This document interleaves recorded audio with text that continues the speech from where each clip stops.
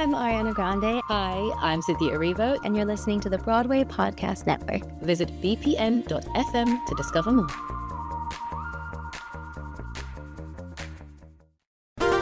There's a cat over here. There's a cat over there. And the wrong one died. And the wrong one died.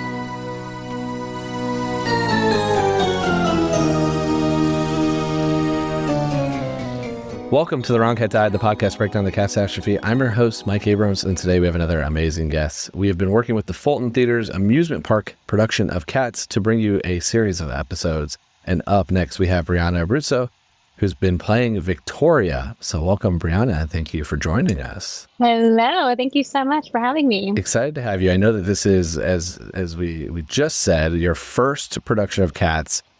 But I want to hear your introduction to Cats. Like, when was the first time you saw Cats? I saw the revival on Broadway. Okay. Actually, pretty close to when it opened. My older brother, is not a theater person at all, but he has an obsession with Cats. Wow. He plays it. He's a finance guy, and he plays the soundtrack of Cats in his house alone. I don't know where this obsession came from. Did you watch the movie growing up? Like, was it that? No. No, my sister and I are like wicked people. We've always loved Broadway, but he's just like a regular finance bro who has an obsession with cats. So when I came to Broadway, I was kind of newly transitioning from the ballet world into Broadway, and he was very upset that I was not in this production. And I was like, this is not how it works. You can't just I didn't even have an audition for it. So he took me and the whole family to go see it. And I don't think it was exactly what he thought it was going to be. Well, it's not what if he listens to the soundtrack, it's different. Like, it's a different, There's some changes. Yes. So I don't know if he was as pleasantly surprised as I was. I loved it, and I knew people in the production, which makes it always so much more fun. So that was my first intro to Cats through my brother. And then my second intro was auditioning for the tour. The 6 tour, okay. The revival the US tour. tour. Yeah. Okay. Which was it was to replace someone, but there was a big week of auditions with Andy Blankenbuehler. I remember it was 4 days in a row, all day. And they ended up calling me in for a final callback for, honestly, can't even remember the cat. It wasn't Victoria, though, and I really wanted to play Victoria. Yeah, it was for ballet dancer, for sure. Yeah. And then I ended up saying no to going to that final callback. And it was okay because it was just before the pandemic. I would have worked for 2 weeks and then it would have gotten closed anyway. So this was the Equity right after that it finished and it went on tour. And I think they did 3 months. I think it started in November, December of 2019. And they were going, I still actually, I can show you because I can see it. But right here I have my family's in Indiana is the April of 2020 tickets to Cats of that tour. My mom gave them to me because they was still when they were printing tickets, and so I've kept these as a kind of a fun keepsake. But that obviously that production that didn't happen because it was April of 2020, and then it went on again out as a non-equity tour for a while after, right. But. Yeah. All right, I got to ask more questions about your brother here first before we move on because I'm fascinated by. It's not that the finance aspect, it's not that he's not a theater person, because I'm not, I didn't grow up a theater person. Obviously, I just showed you tickets. My mom's a music teacher, and so we went to shows growing up, but we went to the 5 shows that came to Indiana a year, and I would go to 1 or 2 of them. I'd go to the Lion King and, the stuff that's more the household names. So I didn't know Cats at all. And now I have this show where I know way too much about it. So it's not that I'm surprised that he's into it. I'm fascinated by how did he get into it? Was it the soundtrack? And it was 16 the first time he saw it? The first time you really saw it on stage was the 2016 revival? Yeah, that was it. Oh my God. He knew nothing else about it. I don't know. I just remember going to his apartment one day and he was playing cats and he knew all the words. This is it's like, where did this come from? Yeah, we're gonna need to like bonus episode your brother into it here for follow-up questions. Let's do it, because I have some questions too. Yeah. We'll have you join too, so you can ask everything you've been dying to ask now. Okay, well, I want to. Has he come to see you yet? He has. Yes, right. He came to our preview. So he came to the preview. Yeah. This is probably what he's more used to, because it's more of the like Mark's and Joey's version's much more of the 1998 and original Broadway than 2016. So was he? He got Peaks and Pollicles back, and he loved it. Okay. Yeah. Okay. He actually felt like there was a little bit more of a storyline to follow, and it was super entertaining for him. Yeah. Well, he's a fan. I mean, he's a diehard fan. And he loves Mistopheles. And he's got you in our it, Paul too. Is amazing. Yeah. Paul's awesome. I've had Paul on the show before, so Paul's great. Okay, so you had your chance to audition, turned it down, and now you get cast as your Victoria for Fulton. So, like, walk me through the beginning of that process now, because you know the story in the sense of, like, you've seen it, you know a little bit about it, you've obviously been through some auditions, but did you know what Victoria's storyline, like, fully was? No. Yeah. I really didn't know. How surprising was that for you?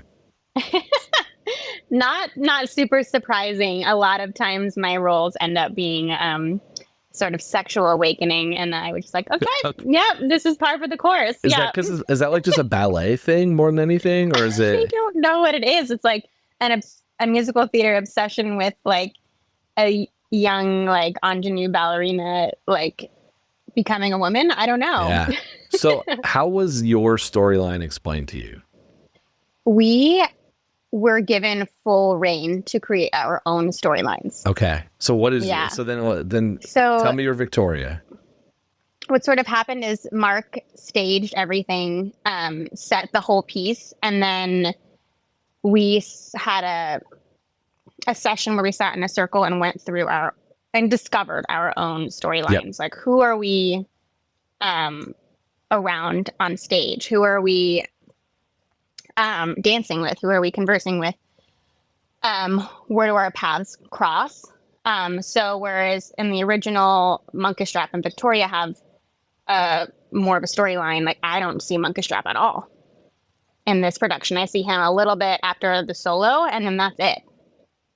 So in my version, he's not a super significant part of my story. Interesting. Who does your lift? Because that changes in a lot of productions. Alonzo, okay. Yeah. So he becomes my elected king of the ball. So at our ball, Deuteronomy selects me as the queen, like a homecoming queen, and then I select my king. So I select Alonzo. So we have like the most time together on stage, like I would think like the strongest storyline. So for me, I kind of decided that Victoria didn't come from this Jellicle Park. Like she came from a very well-to-do household. Okay. She's very pristine. She's proper. She has this she's the only purely white cat on stage. I didn't think that she came from a litter of Jellicle cats. So in my mind, she came from a very well-to-do family, and they sort of got what I call Schitt's Creeked, where they got kicked out of their home and lost their money. So Mistopheles finds her and brings her into the park. Okay. And introduces her to this new community that can take care of her and raise her. So that's sort of what I decided and what we came up with. I like that. And then you're so popular right away that you end up as queen of the ball. She makes quite an impression right away. Yeah. Okay. I think that's fun. I think the not part of the ball, the Jellicles, like in coming in is something I've heard before. I've also heard that a lot of people think that, or a couple people thought that she might have been last year's Jellicle Choice. And so that's like her being reborn into, or like back into the tribe. I like the Schitt's Creek part. That's fun. like, hey, they lost their home. They're going to sleep in this motel. And they don't have room for the cat anymore. She was abandoned. So she's going to go to the amusement park. That would be a storyline that they would have in that show too. Like that would fit perfectly in that. Thanks. Okay. Yeah, she needs a community. She needs a family. So And then Staffways brings her in. And then you have after, I mean, you obviously have your moment where your lift is your, losing your virginity. It's like still weird to me. That's one of the defining things of this show. It's like that part no one argues with. There are a lot of loose storylines, but that one's like, nope, that's definitively that. There's always the mosh pit. Yeah. Yeah. And then what's Victoria's storyline after that, though? After that, she kind of, her and Alonzo kind of break off because he was with Bomb Ballerina. And I think here? the reason there's a little something going on here, because when it's time for Victoria to choose her king, I think that she chooses Alonzo because she looks up to Bomb Ballerina and she kind of wants to be her, and she's kind of this strong figure in the community. And I think that's why she chooses Alonzo. It's sort of like a little spicy choice for her to steal that man, but she does. But he goes back to her at them after the ball because she, is dealing with Grisabella coming back and feelings towards that. So he kind of goes back to console her. So she's left alone. She gets abandoned again. Yeah. Who else are you considering for that? So she learns like what men are like very early on. Yeah. That's who else did you consider for king? Like, who are the other options for you? The other options are Mephistopheles, Tumble Brutus, and Pouncible. Okay, and why don't you pick them? Like, what would be your argument to pick those? What'd you say, 3, 4? I mean, it's a good question because Mephistopheles brought me in, so I would think that I would pick him. But again, I think it's more that she wants to be like Bomb Ballerina, and she thinks that is going to be like a status symbol. Okay. Yeah. Okay. So it's not. Not maybe the best choice, but yeah, I mean, it doesn't end happy for you there. Okay, what about some of the with the older kids? Because if you're new to the tribe, like what's the Grisabella? Is there a relationship, or is it just like, who is this old lady? Not really a relationship, more of just like murmurs, rumors. I don't really know who she is. I feel like she's just like, this is a bad time for her to come because we're about to like have this Jellicle ball, but she's kind of dampening the mood. This is gonna be my night, and she's here. Everyone's very upset about it, but I don't really have an opinion other than when I see the other cats and how they react towards her. Yeah. And these older cats that I look up to, like Bomb Ballerina and Demeter, they're not happy that she's here. So then I feel like, oh, okay. You just jump in, join the bandwagon. Yeah. I like the way you phrase that it's your night, because I think there's an interesting part. No, dog's fine. Although it's cats still, but we'll allow a dog. It's interesting you say it that way, because there's like the night is to be around the Jellicle Choice, right? Like it's supposed to be about for the Heaviside layer, but then there's this other half of this is like the ball is your being queen and your coming of your age story and everything else. So like, do you view as Victoria the night as like, this is your night, this is your party for you, and not for this like selection after? Pretty much. Yeah. I think like in my own story, everyone's like walking through their first narrative story, right? And so for me, I'm not ready to pass on and go to the Heaviside layer. So and I'm new here, so I want to feel community, I want to feel accepted. So that's the big thing for me, is to become the queen of the ball and have a fun time and join this community. Is Victoria weirded out that you're joining a family that's about to sacrifice one of their older, like one of their family members in itself? Like, how does the outsider view that? I think she feels like it's a new life for someone who deserves it. I mean, she's also like young and doesn't quite know like what afterlife really means. Like she's just kind of like following the group. Sort of like I kind of picture it like if you ask like a 14-year-old, like, what are your political views? Like they haven't experienced, so you know? like, what do you feel about God and like the afterlife? You know, like they haven't formed their opinions yet. So she's sort of like following this group, and it all seems fine.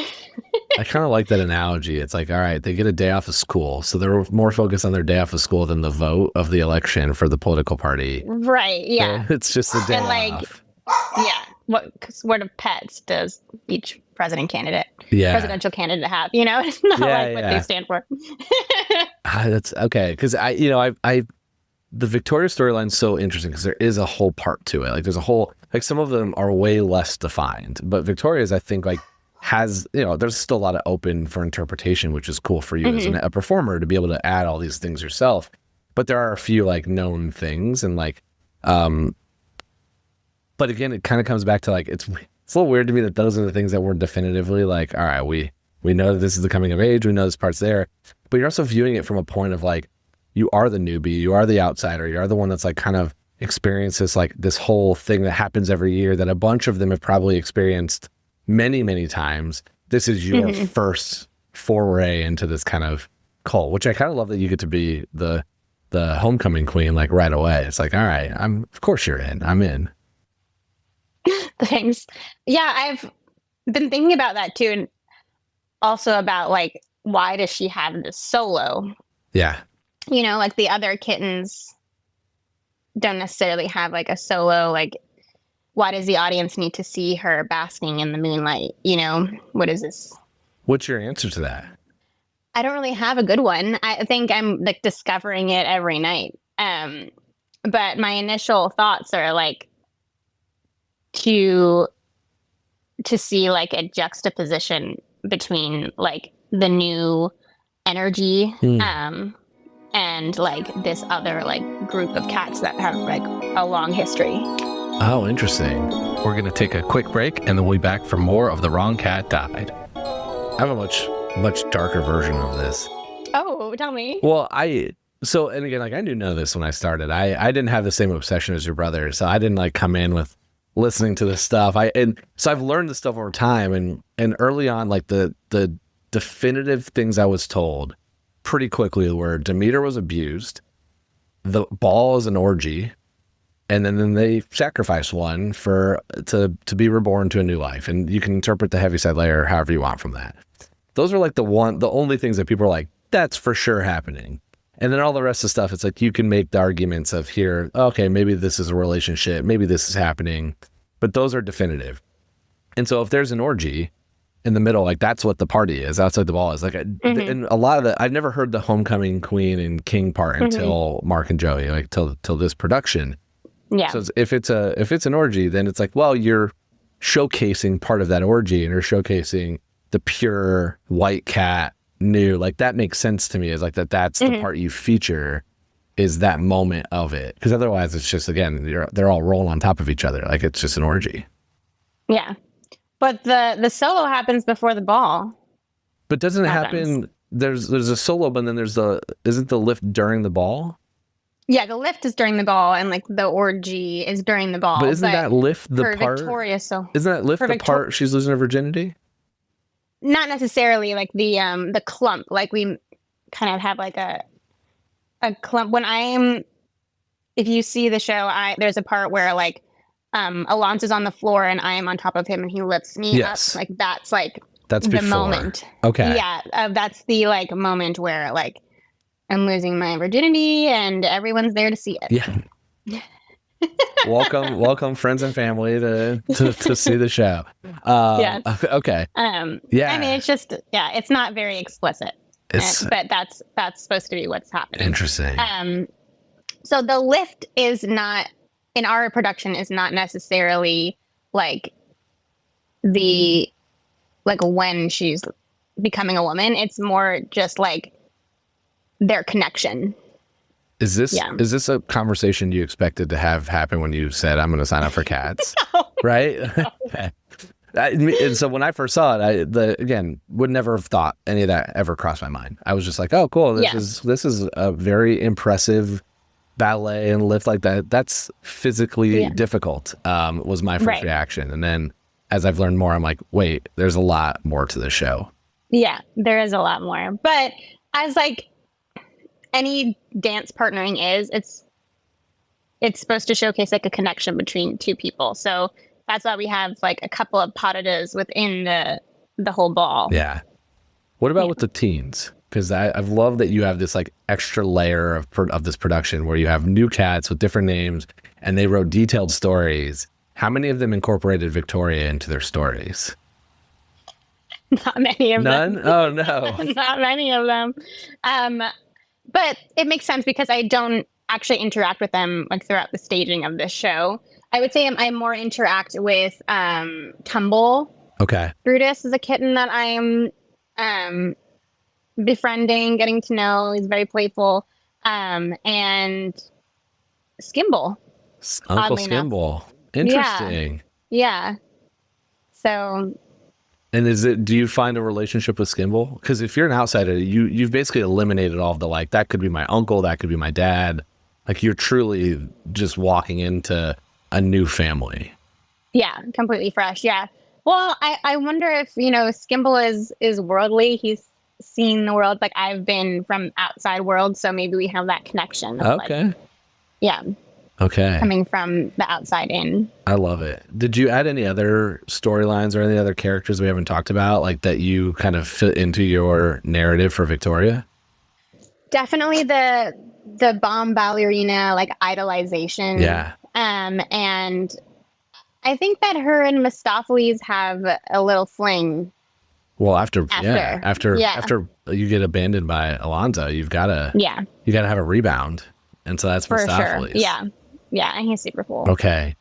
Have you, since this show is kind of like, when we're recording this, at least you're only a week in, I think, of like a week and a half of performances. So have you tinkered with any other kind of things of like, all right, tonight I'm going to try this small relationship type of piece? Have you played around with that at all? Yeah. And I think that's led me to believe that her and Skimble have, a relationship that's growing. Ooh, okay. Can I give you a new one to try? Yes, please. I like to give ones that I think are like a little far-fetched, but could work, but also could fail miserably. But they will not change the show. I'm not going to get in trouble. So I like the idea of like, because I think Cats is like very much not male-female, like they're cats and they're all involved. Yeah. I want you to have your moment where you have your lift in your thing and realize, you know what? I'm not into male cats. Yeah. And then start like thinking like maybe that idolizing bomb is not idolizing. It's like actually a thing for her. And so have that moment right after you're just like, all right, that was not for me. I'm glad I did it. But now, and then the rest of the show, be into that. Figure out who your other, like, is it Jelly Lorum? Is it Cassandra? Yeah, it would be either Bomb or Demeter. Okay. For sure. Yeah. Is that who you're staged with most throughout that part, I guess, the two of them? I'm with Demeter quite a bit. I mean, she's more of like an auntie figure, I would say. Yeah. More like a nurturing figure towards me. I love Macavity. It's so fun. The song, the song or the character? Yeah. I was gonna say another very dark. Song. Yeah. Oh, it's such a great song. Okay, let's do some rapid fire. So if you could play one cat, whether male, female, you could do it, vocal range or not. Just you want to go on one night as one cat. Who are you going on as? It would be Demeter. Demeter. Okay. Mm-hmm. Who are your favorite and least favorite cats from like a personality standpoint? So who would you like hanging out with and who would bug you? Ignore performers. I think I like cast list. Yeah, don't worry about the actors. I'm talking about the like character. Yeah, I mean probably Mungo Jerry. Yeah. You want to hang out with Mungo?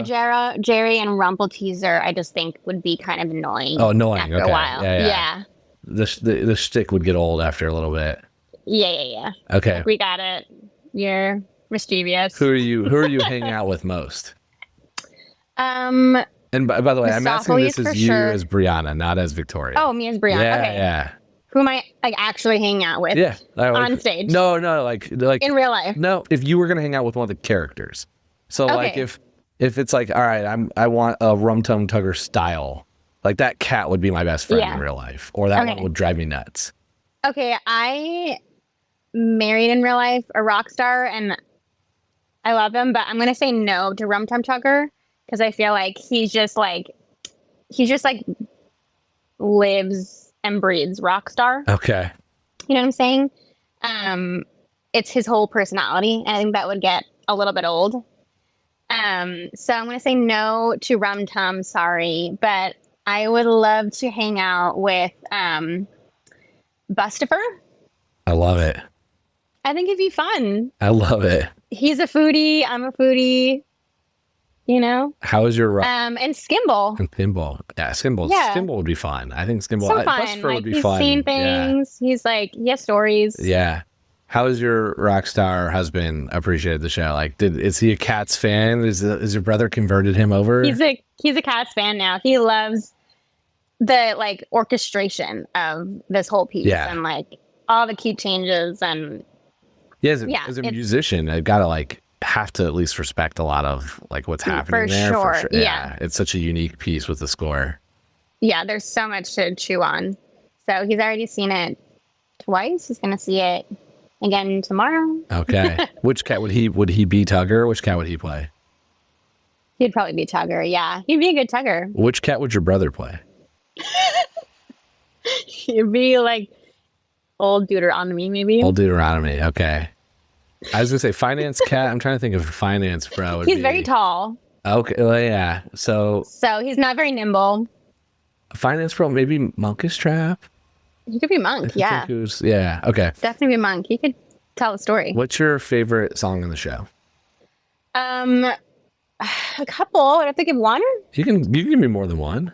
I love the opening because I just think like musically it's so impressive. Like there's so many multiple key changes, like sort of like an opera. Like we just change course so many times. It's really exciting.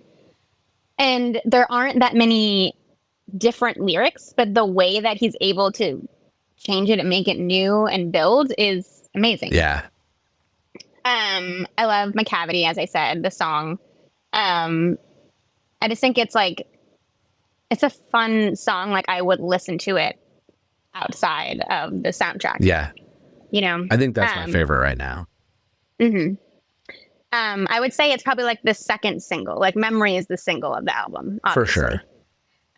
But for me, My Cavity would be like the second alternate single. My only gripe is if you listen to it on like Spotify or anything else, it's got the whole thing. And so it's I need to cut out like the 3-minute intro and just give me I want the our song. version. Yeah, I just want the song, which does not exist. I think the other one is the other one that I pull out a lot is Skimble Shanks. It's great to like run to or like it's just kind of a upbeat pop. Yeah. Okay. Agreed. Yeah. I've been asking everybody which cat you think would be the best carnival worker since you're at an amusement park. A great carnival worker, Tumble would be great. Yeah, it'd be super fun. Let's see. One of our teens, Connor, he plays Spike. He would be great. Admetus, played by Sammy. Yeah. Yeah. He would be a good one. Quaxo, too. Okay. I don't know why. You're just picking all the like athletic men that could do this, like the. Well, Quaxo's not like a super tumbly track in our show. Okay. Yeah. Particularly our show, but yeah. What about the girls? Oh, Jelly. Jelly Warren. So everybody said Jelly. I think Jelly's too wholesome to work at a carnival and an amusement park. She's like way too. She's like way no, it's too. Like the carousel or something. Yeah, I mean, so I don't know. The I guess the amusement parks I went to growing up were much more like they were carnies. Like these are not like these are. Okay. She's way too much of a caretaker. They're like kids getting into trouble. Yeah, kind of. yeah. Okay. Carbuckety. Yeah. Okay. It's gonna be all the teens, basically. She's there. It's gonna be all the teens. Okay, this whole podcast is on the premise that I don't think Grisabel's the right Jellicle choice. So I want to know, is Brianna, who's your Jellicle choice and why? Gus. Team Gus. Yeah. Okay. I'm with you. Okay. Why? Yeah. What is your like? Is Gus not making it through the year? Like, is Gus like, where's Gus going if he doesn't get picked? Like in this production, he does not go. What happens to him? He's gonna die pretty soon. Yeah, so he needs to go. Yeah, he needs to go. I want him to have that afterlife. Grisabella's memory really does sell me. It's a pretty strong audition to go to the Heaviside layer. But I feel like she has some unfinished business. In our story, Syllabub is her daughter. Yeah. Who she leaves at Bomb Ballerina's doorstep. And she is trying to come back to see Syllabub to get voted to go to the Heaviside layer. And like the moment before she gets voted to fill up, she meets Syllabub and they have like a reconciliation. So I'm like, she hasn't even gotten to know her little Syllabub before going to die. 100%. So there's more life to live. That is the answer, and I think your production adds to it by adding the definitive Syllabub as the daughter. Because that's not always spoken, or like that. Right. That's like in the story here. Like it's very clear, and it's also staged very well. That like you can see throughout every time she comes out, you can see Syllabub come. That is the biggest crux for me. Is that like I want her to have her redemption arc. Yeah. By being back to the family, like that should be the redemption. And then you could send Gus or Jenny, if you want to, but I think Gus is more worthy. But you could send one of the other two, and then she can go next year. Right. Agreed. That's it. Who's your brother's choice? I don't know. We're having him on. We're gonna have him on the show. Gonna get all these questions answered. Is he also in New York? Does this make this possible? Yeah. All right. We're ready. New York for this. or Florida? Yeah. How can people stay in touch with you? This has been really fun. All the stuff you're working on. Thanks. I'm on Instagram and TikTok at Brianna Abruzzo. And I have an episode coming out on the 24th, Disney's Ironheart. Okay. Which you could see me on the pilot episode. This is exciting. June 24th. So yes. Okay, so this will probably have come out after. So how can we find it? On Disney Plus. Yeah. Amazing. Well, we'll link the Instagram and TikTok, and go check out the episode. That's exciting. Do you play a coming of age character as well in this show, or no? You get a break? She's a college student. Okay. Yeah. Get a little bit of very short. Amazing. This has been so fun. Thank you so much for coming on, and everyone needs to go see your production. Your production's so much fun. Thank you. Awesome. We're having a blast. We're working our little butts off. Yeah. The show's not easy. It's a workout. No. Yeah. Well, hopefully everyone can go see the show. It's going to be through mid-July. July 20th. Yeah, and we'll link how to get tickets. So thanks again for coming on. Thank you so much for having me. And thanks everyone for listening to this episode of The Wrong Cat Died, podcast breakdown the catastrophe. To follow along, you can subscribe on Apple Podcasts, Spotify, or any podcast. Follow us on social media at The Wrong Cat Died, or check out our website, thewrongcatdied.com.